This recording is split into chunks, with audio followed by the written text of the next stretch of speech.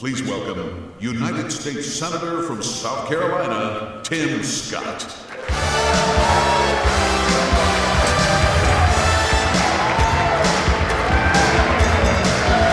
Hello, RJC! Oh, yes. It is only midnight on the East Coast. It is prime time in Las Vegas.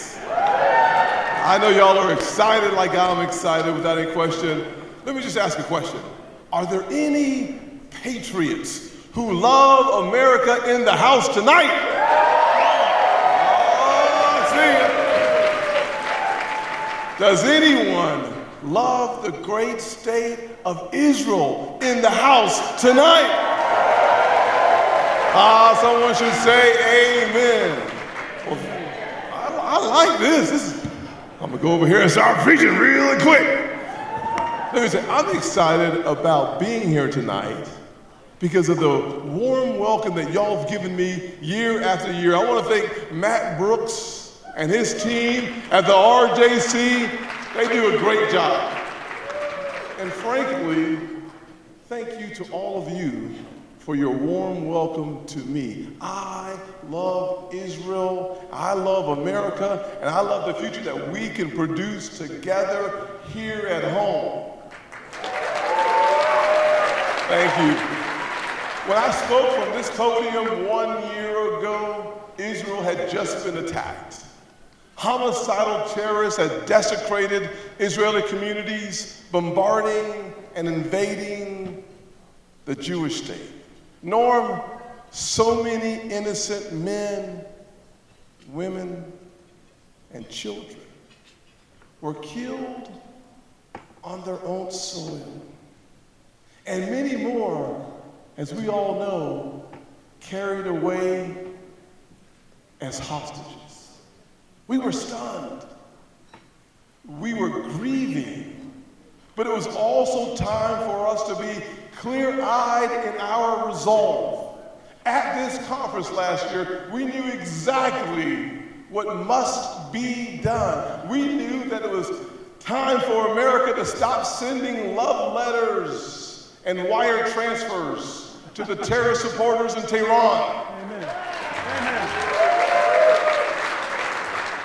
We knew that the Republicans had to unite together and bring an end to the failed Biden-Harris administration that pays lip service in public to Israel while undermining them behind closed doors. But we also knew we were confronting something deeper than policy failures. In our cities, in our streets, on our campuses, we saw how the anti-Semitism has spread throughout our institutions here at home. And we resolved that we would cut the rot and the cancer straight out.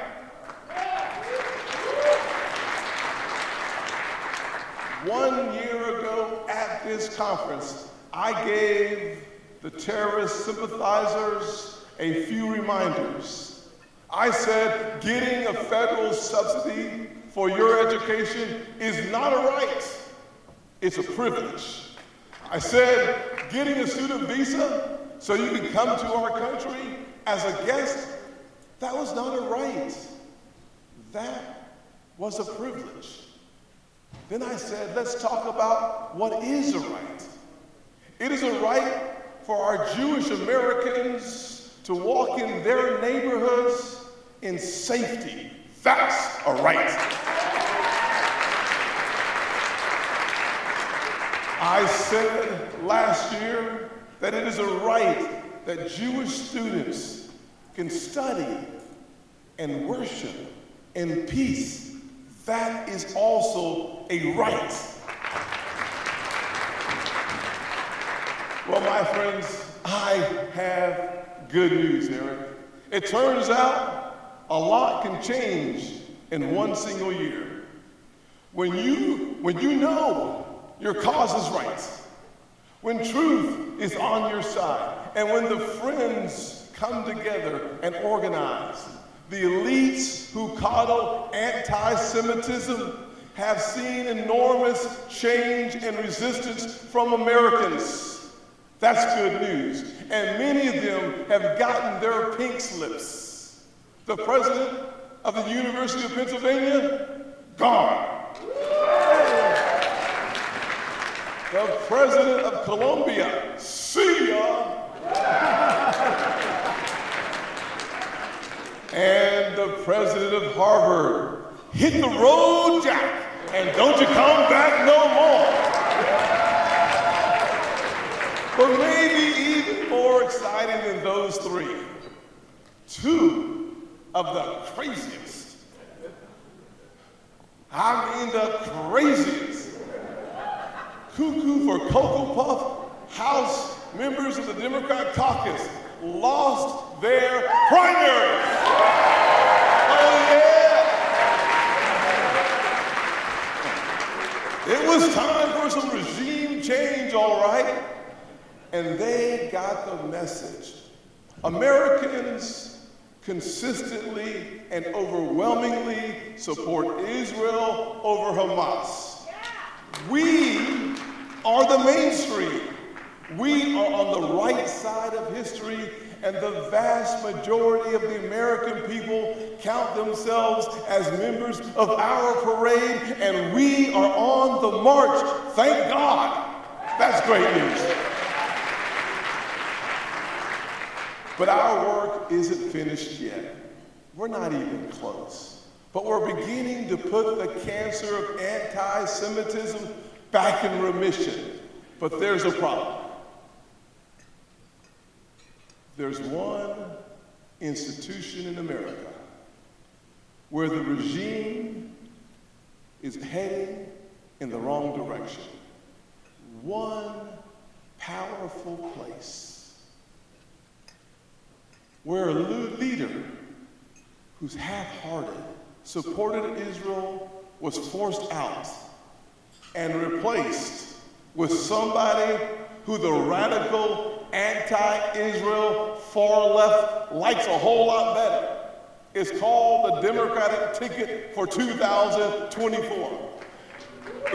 Yeah, I agree with you. Ooh, on that one. Thank you very much, Eric.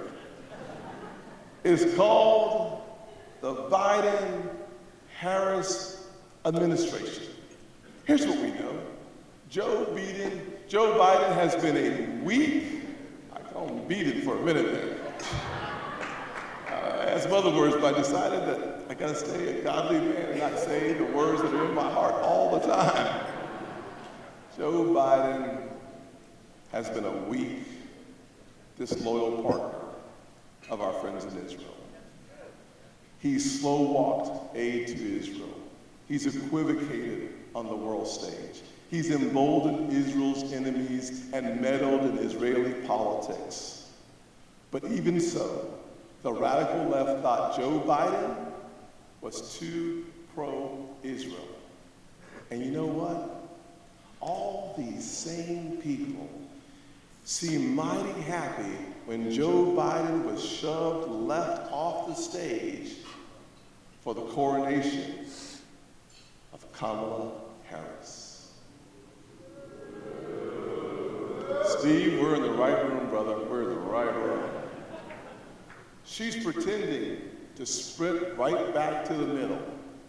The Democratic Party and their corporate media allies are working overtime to rebrand this radical San Francisco liberal as some kind of centrist.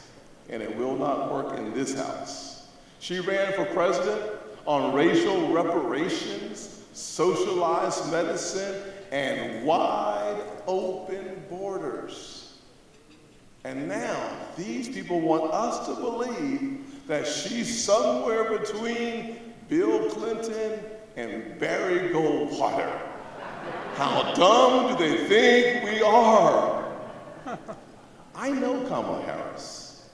I served with Kamala in the Senate, and I know exactly what she's going to do, because I've seen her in action.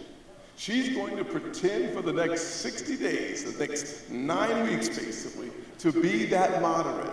And the media will bend over backwards to help her out.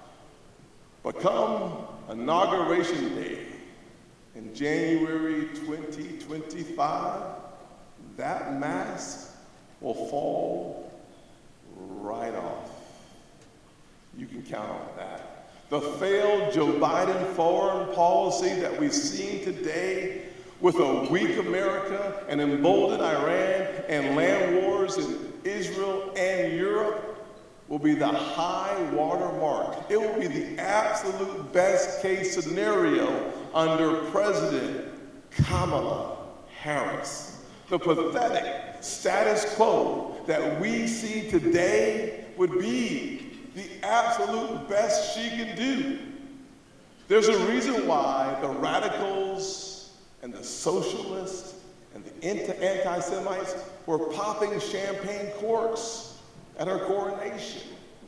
So it's our job to make sure they aren't drinking that champagne on November the 5th. That's our job. The stakes for America are way too high, and they're even higher for Israel. They've gotten higher over the last 2 months. Listen, football season just started. This is the fourth quarter. Time is running out. The clock is ticking. We have 9 weeks, 60 days to continue our momentum and keep building on our success where it really matters in the battleground states, like right here in Nevada. 60 days so that we can make sure we re-elect the best friend Israel has ever had during my lifetime. That would be Donald J. Trump.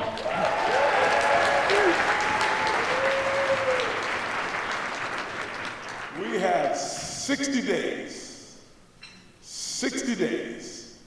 to put the most liberal presidential nominee out to pasture. Let's get it done. Let's go. And may God bless our work. May God bless America. And may God bless the great state of Israel.